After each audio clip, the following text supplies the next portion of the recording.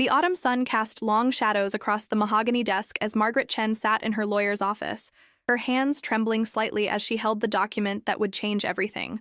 At 72, she had weathered many storms, but nothing had prepared her for this betrayal. "Mrs. Chen, I need you to understand the gravity of what we've discovered," said James Morrison, her attorney of 15 years. His usually composed demeanor showed cracks of genuine concern. "The property transfer was executed 3 weeks ago. Your son used the power of attorney you granted him for medical decisions to authorize the sale." Margaret's mind reeled back to 6 months earlier when she had been hospitalized with pneumonia. David, her eldest son, had insisted she sign the papers, just in case something happened during her recovery. She had trusted him completely. After all, he was her firstborn, the one who had always been there, or so she had believed. "How much?" she asked, her voice barely above a whisper.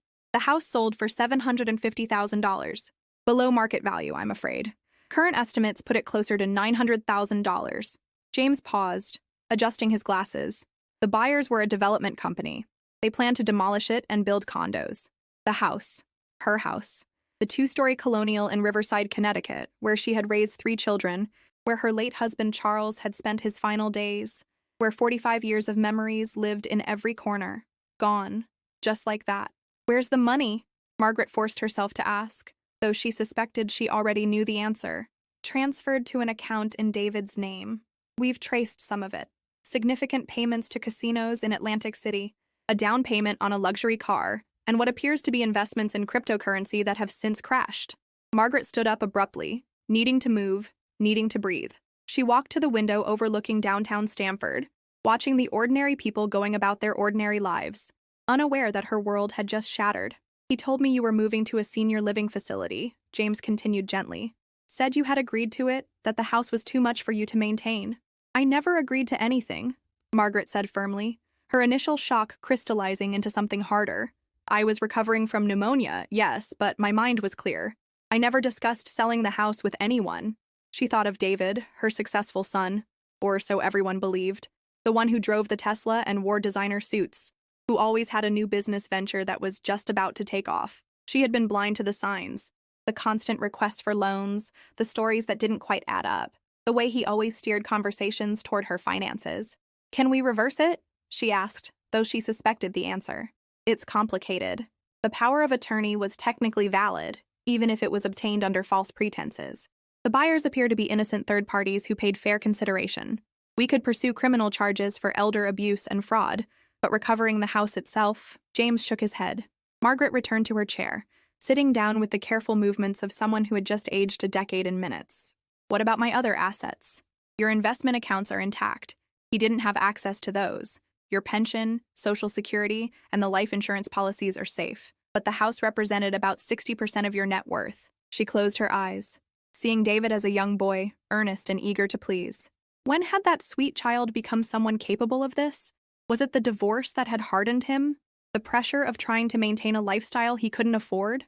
Or had she simply failed to see who he really was? "Mrs. Chen, what would you like to do?" James asked softly. Margaret opened her eyes, and James was struck by the steel he saw there. This wasn't a broken woman. This was someone who had survived the Cultural Revolution as a child, who had built a life from nothing in a new country, who had raised 3 children while working double shifts as a nurse. "First, I need to find somewhere to live," she said practically. "Then we're going to change my will." "Of course. Would you like to schedule another appointment to discuss the estate planning?" "No need to schedule. I know exactly what I want." Margaret pulled out her phone and showed James a text from David, sent just that morning. "Hi, Mom. Hope you're enjoying the senior center. The activities look great. Love you." The casual cruelty of it. The assumption that she was too old, too weak, too stupid to find out what he had done. He hadn't even had the courage to face her. "I have 3 children," Margaret said clearly. "As of today, I have 2 beneficiaries." James nodded, making notes. "And David? David made his choice when he stole my home. He's removed himself from my life more effectively than any legal document could. I want the will ironclad, James. I want it clear that his exclusion is intentional and permanent." "We can certainly do that. There are specific phrases we use to prevent challenges based on accidental omission." Margaret stood again, this time with purpose. "Good. I also want to press charges, criminal charges, not because I expect to get the house back, but because there need to be consequences. It could get messy." James warned. Family matters like this, once they become public. My family was already destroyed the moment my son decided I was nothing more than a bank account to raid, Margaret said. At least this way, maybe he'll think twice before he does it to someone else. As she gathered her purse, Margaret's phone buzzed. Her daughter, Lisa. Mom, where are you? I went to the house, but there's a sold sign. What's going on? The reality hit her anew. She was homeless. At 72, after a lifetime of hard work and careful saving, she was essentially homeless, but she wasn't helpless. One more thing, James, she said, turning back at the door. I want to know everything. Every penny he spent, every lie he told, every document he forged. I want to know exactly what my son thought I was worth. Walking out of the office building into the crisp October air, Margaret felt strangely liberated. Yes, she had lost her house, but she had gained clarity. The son she had loved hadn't stolen from her. That person had never really existed. The real David had finally shown himself, and now she could mourn the child she thought she had raised and move forward without illusions. Her phone rang. David's name appeared on the screen. For a moment, she considered answering, wondered what lie he would tell now. Then she declined the call and blocked his number. Some bridges, once burned, should stay ash. She had calls to make, to Lisa and her youngest Michael, to explain what had happened. She needed to find a place to stay, needed to start rebuilding. But first, she would drive by the house one last time. Not to say goodbye. David had taken that from her too, but to remind herself of what she had built once and could build again. The house might be gone, but Margaret Chen was far from finished. Her son had underestimated her, had seen only an elderly woman to be exploited. He was about to learn that some mistakes can't be undone, some betrayals can't be forgiven, and some mothers, when pushed too far, push back. As she walked to her car, Margaret made a mental list. Find an apartment, call the district attorney's office, meet with a financial advisor to protect what remained, and somewhere in there, find a way to heal from the wound of discovering that the child you raised could look at you and see nothing but dollar signs. The autumn wind picked up, scattering leaves across the parking lot. Margaret pulled her coat tighter and walked on. Winter was coming, but she had survived worse. She would survive this too, just without David. Her phone buzzed again. This time it was Michael. Mom, Lisa just called me. Are you okay? I'm leaving work now. Where should I meet you? Margaret smiled sadly. 2 out of 3 children who actually cared. It would have to be enough. She typed back, I'm okay. Meet me at the Riverside Diner. We have a lot to discuss. As she drove toward the diner, Margaret caught her reflection in the rearview mirror. The woman looking back at her wasn't broken or defeated. She was angry, yes, and hurt beyond measure. But she was also determined. David had taken her house, but he hadn't taken her strength, her dignity, or her future. And he certainly hadn't taken her ability to rewrite her will. The sun was setting now, painting the Connecticut sky in shades of orange and pink. Somewhere in this state, her son was probably celebrating his windfall, unaware that he had just made the most expensive mistake of his life, not because of what he had gained, but because of what he had lost. A mother's love, a family's trust, and an inheritance that would have been his if only he had seen her as a person rather than a payday. Margaret Chen drove toward her remaining children, toward whatever came next.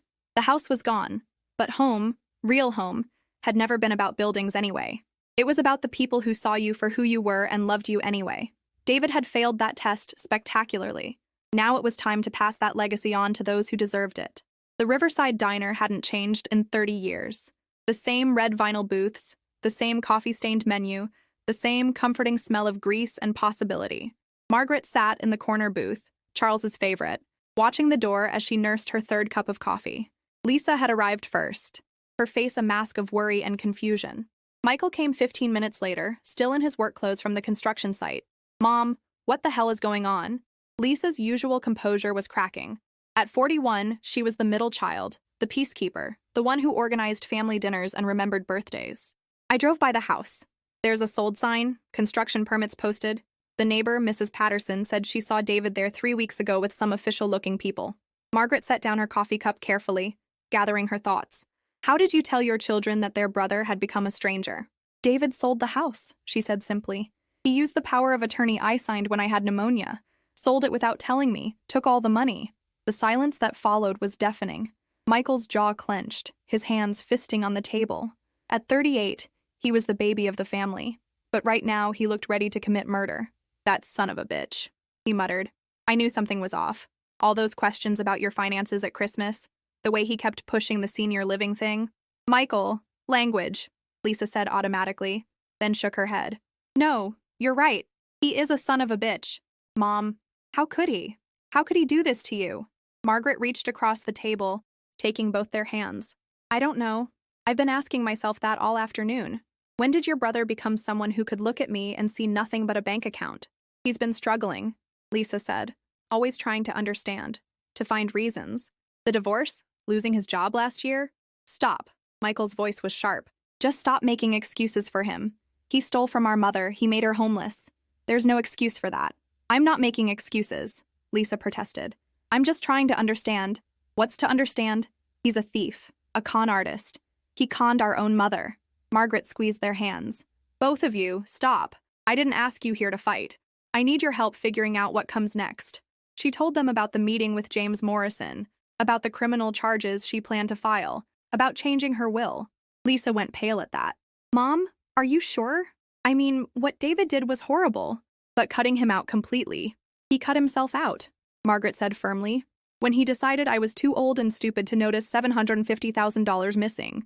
When he sent me texts about enjoying the senior center I never agreed to enter. He made his choice, Lisa. Now I'm making mine. Good, Michael said. He doesn't deserve a penny.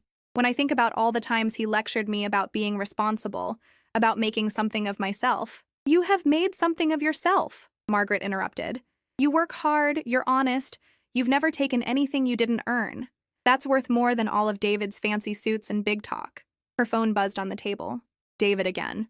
She'd unblocked him temporarily, curious to see how long it would take him to realize she knew. 12 missed calls so far. Is that him? Lisa asked. Margaret nodded. He's starting to panic. James said the district attorney's office would be contacting him within the next day or two. Answer it, Michael said. I want to hear what excuse he comes up with. Against her better judgment, Margaret picked up the phone. Hello, David. Mom, thank God. I've been trying to reach you. There's been some kind of misunderstanding.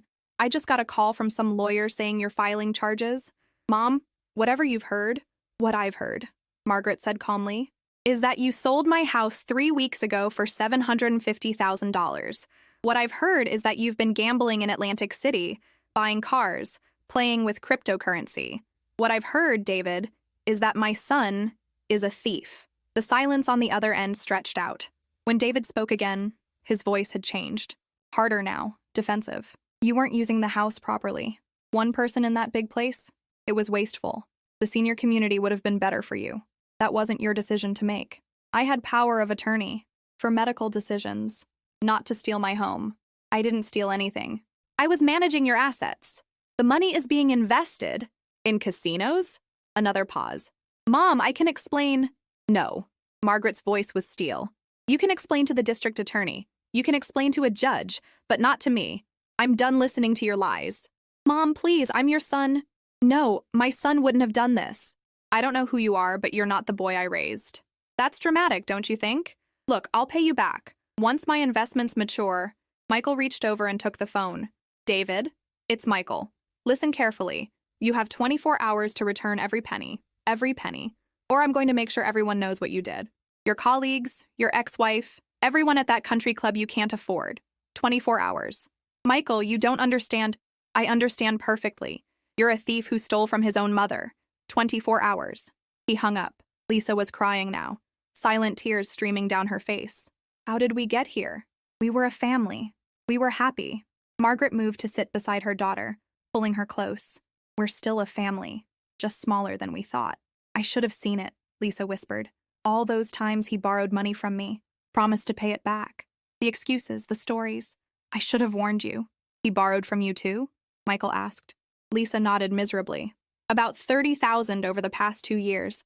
Always had a reason, always promised it was temporary. Tom threatened to leave me if I gave him any more. Tom's a smart man, Margaret said. How much did he get from you, Michael? Michael laughed bitterly.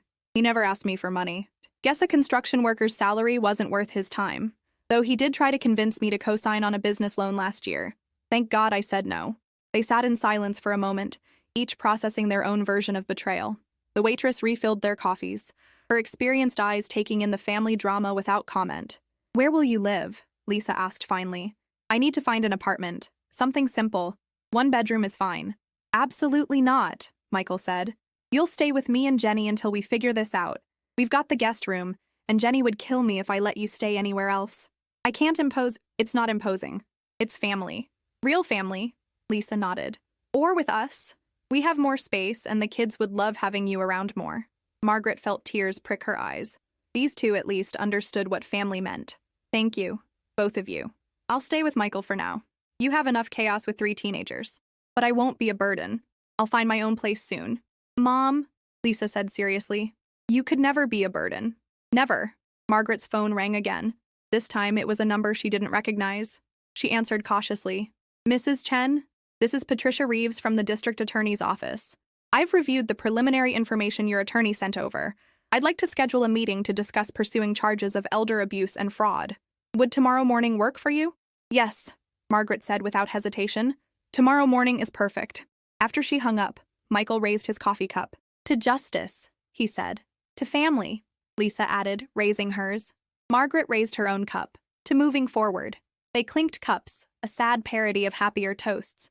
But there was something cleansing in it too. An acknowledgement that they would face this together. I need to ask you both something, Margaret said. And I need you to be honest. Do you think I'm being too harsh? Cutting David out completely? Michael answered immediately. No, he made his bed. Lisa took longer. I think David crossed a line that can't be uncrossed. It's not about the money. Not really. It's about trust. How could any of us ever trust him again? That's what hurts the most, Margaret admitted. Not the house, though God knows I loved that house. But that he could look at me and see, what? An obstacle? A resource to be exploited? You know what the worst part is? Michael said. He's not even sorry. Did you hear him on the phone? Still making excuses, still trying to justify it. He thinks we're the ones being unreasonable. Margaret's phone buzzed with a text. She looked at it and laughed bitterly. He says he's coming to the house tomorrow to talk. Apparently he's forgotten he sold it. Let him show up, Michael said darkly. Let the new owners deal with him.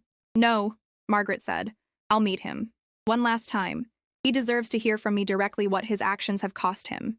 Mom, no, Lisa protested. What if he gets violent? David's many things, but he's not violent. Besides, I won't be alone. She looked at Michael. Will you come with me? Try to stop me. I'll come too, Lisa said. We'll face him together. Margaret felt a surge of love for these 2 children, who understood what David never had. That family was about more than blood, more than obligation. It was about choice, about showing up, about seeing each other as people rather than opportunities. There's something else, she said. I've been thinking about the house, about what it meant. Your father and I bought it when David was 10, you were 6. Lisa and I was pregnant with Michael. We saved for years for that down payment. I remember, Lisa said softly. Dad was so proud. He planted that oak tree in the front yard. Said it would grow with our family, Michael added. He'd heard the story countless times. The house was never just about the money, Margaret continued. It was about having something to pass on, something to leave behind, a place where you could always come home to. David took that from all of us, not just from me. We don't need a house for that, Mom, Lisa said. Home is wherever you are. That's a sweet sentiment, but it doesn't change the reality. I'm 72 years old with no home and a significantly reduced net worth. The will I plan to leave, the security I wanted to provide for all of you, it's gone. Stop, Michael said firmly. Just stop. We don't care about the inheritance. We care about you. I know you do. But I care about your futures, about your children's futures. That house was supposed to be sold eventually? Yes, but the proceeds were supposed to help with college funds, maybe help with your own retirements. Now we'll figure it out ourselves, Lisa said. Like you did. Like Dad did. Without stealing from anyone. The diner was filling up with the dinner crowd now. Families coming in after work. Kids excitedly pointing at the dessert case. Ordinary people living ordinary lives. Margaret wondered how many of them had similar stories, similar betrayals hiding behind their normal facades. I should probably start looking for apartments tomorrow, she said. After the meeting with the DA. Jenny's already making up the guest room, Michael said, checking his phone. And apparently planning a welcome dinner. Fair warning. She's furious about this whole thing. She might be angrier than I am. She always did have a strong sense of justice, Margaret smiled. Remember when she made David return that candy bar he stole when he was 12? Marched him right back to the store. Maybe that's when we should have known, Lisa said sadly. He never did understand why it was wrong. Just kept saying it was only $1. It's never about the amount, Margaret said. It's about the principle. That's what I tried to teach you all. 2 out of 3 isn't bad, Michael said, attempting levity.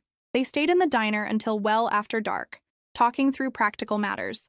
What to retrieve from the house if possible, how to handle the extended family's questions, what to do about upcoming holidays. David's name came up less and less as the evening wore on, as if he was already fading from their family constellation. Finally, Margaret stood to leave. I'm tired, she admitted. It's been a very long day. Do you want to stay with us tonight? Lisa offered. I can make up the couch. No, I have a hotel room. I need one night to myself to process all this. But thank you. They walked out together into the cool October night. In the parking lot, they embraced, a 3-way hug that felt both sad and strengthening. We're going to be okay, Lisa said, though it sounded like a question. Yes, Margaret said firmly. We are. All of us. We're going to be just fine. As she drove to her hotel, Margaret thought about the meeting tomorrow. First with the DA, then with David. She thought about the house, sitting empty now, waiting for demolition. 45 years of memories about to be reduced to rubble, just like her relationship with her eldest son. But she also thought about Lisa and Michael, about their immediate support, their genuine love. She thought about Jenny making up the guest room, about Tom threatening to leave if Lisa gave David any more money, about the grandchildren who would learn from this. Learn that actions have consequences, that family isn't a license to steal, that love without respect is meaningless. Her phone had been quiet for the past hour. David had finally stopped calling. Tomorrow he would have to face what he had done, would have to understand that some bridges, once burned, could never be rebuilt. Margaret Chen pulled into the hotel parking lot, suddenly exhausted. Tomorrow would be hard. The next months would be harder. But she had survived worse, and she had 2 children who actually saw her as a mother rather than a meal ticket. It would have to be enough. It was more than David had left himself with when all was said and done. He had the money, what was left of it, but he had lost everything that actually mattered. And tomorrow, she would make sure he understood exactly what that meant. The district attorney's office was a fortress of faded government efficiency, beige walls, fluorescent lights, and the persistent smell of burnt coffee. Margaret sat across from Patricia Reeves, a woman in her 50s with sharp eyes and prematurely gray hair that she wore like armor. Mrs. Chen, I want to be direct with you, Patricia said, spreading out the documents James Morrison had provided. What your son did constitutes elder financial abuse under Connecticut law. The fact that he used a power of attorney meant for healthcare decisions to conduct a financial transaction makes this particularly egregious. What does that mean in practical terms? Margaret asked. It means we have a strong case for criminal prosecution. The penalties could include significant jail time. We're talking potentially 5 to 7 years, plus restitution. Will I get my house back? Patricia's expression softened slightly. I wish I could promise that, but no. The buyers appear to be legitimate third parties. However, we can freeze any remaining assets in your son's name and push for full restitution of the stolen funds. How much is left? From what we can trace so far, maybe $200,000. The casino losses were substantial, and the cryptocurrency investments... Patricia shook her head. Let's just say your son has expensive taste in risks. Margaret absorbed this information. Less than a third of her house's value remained. 20 years of mortgage payments, of careful maintenance, of memories, reduced to gambling chips and digital coins. I want to proceed, she said firmly. I need to make sure you understand what this means, Patricia said. Once we file charges, this becomes public. Your son will be arrested. There will be news coverage. Family gatherings will become complicated. My son already made them complicated when he stole my home. Patricia nodded. Fair enough. We'll need you to provide a formal statement. Go through all the documentation. Are you prepared to testify if this goes to trial? Yes? And you understand that your son will likely hire a defense attorney who will try to paint you as confused, possibly suffering from dementia, unable to manage your own affairs? Margaret's jaw tightened. Let them try. My medical records are clear. My mind is sharp. The only thing I suffered from was trusting my son. They spent the next 2 hours going through everything. The power of attorney documents, the sale papers, David's text messages, pretending she was in a senior facility. Patricia took notes, occasionally muttering under her breath about the brazenness of it all.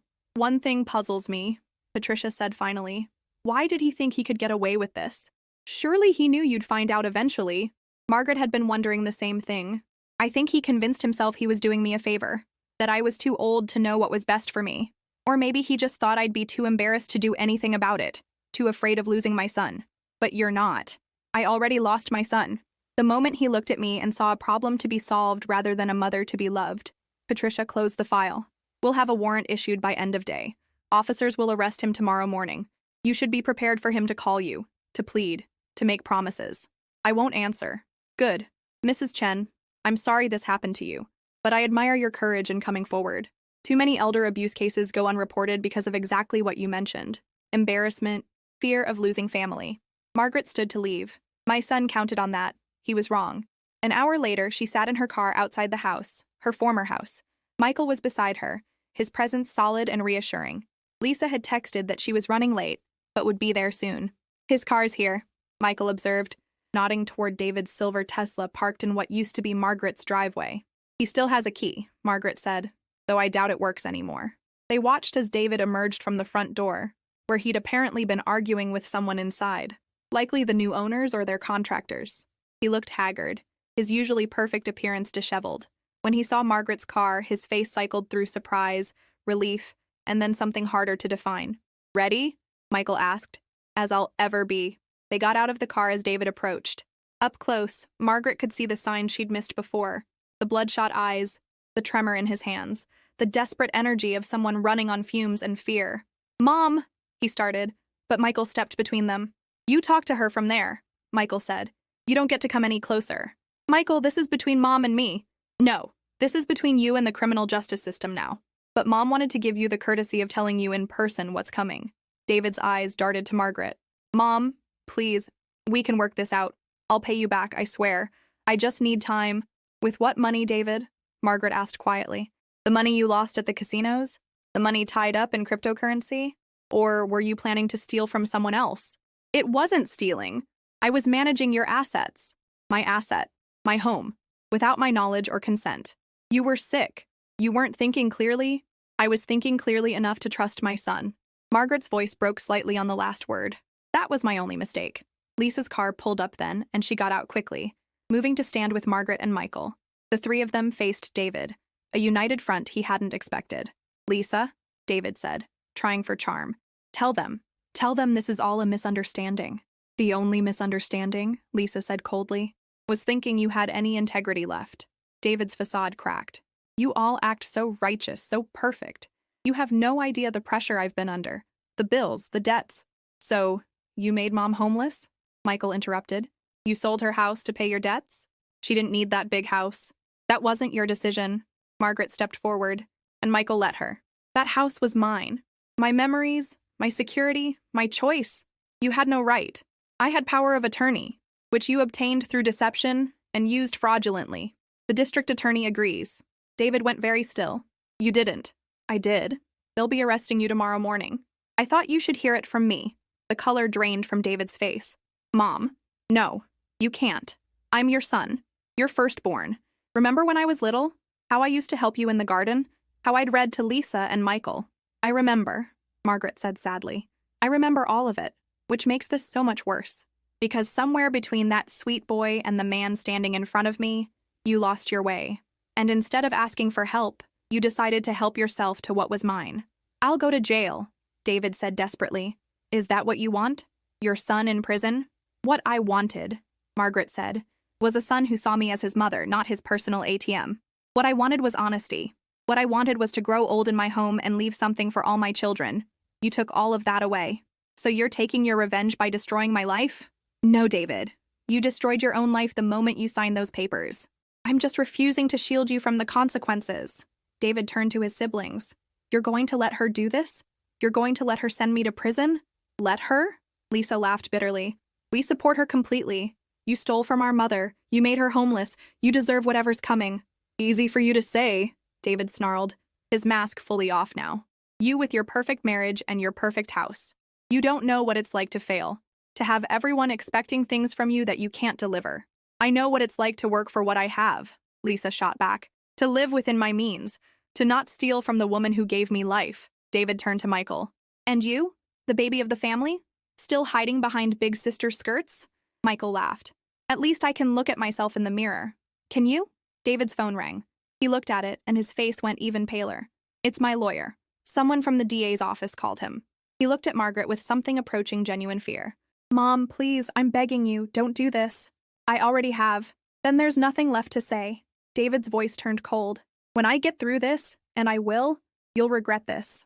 All of you. You think you're cutting me out? I'm cutting you out. You're not my family anymore.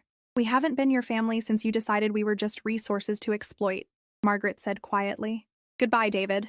She turned and walked back to the car, her children flanking her. Behind them, David shouted threats, then please, then just her name, over and over. Margaret didn't look back. In the car, she finally allowed herself to cry. Not dramatic sobs, just quiet tears for the son she'd lost long before today. You did the right thing, Lisa said from the back seat. Did I? Margaret wiped her eyes. I just condemned my own son to prison. No, Michael said firmly. He condemned himself. You just stopped enabling him.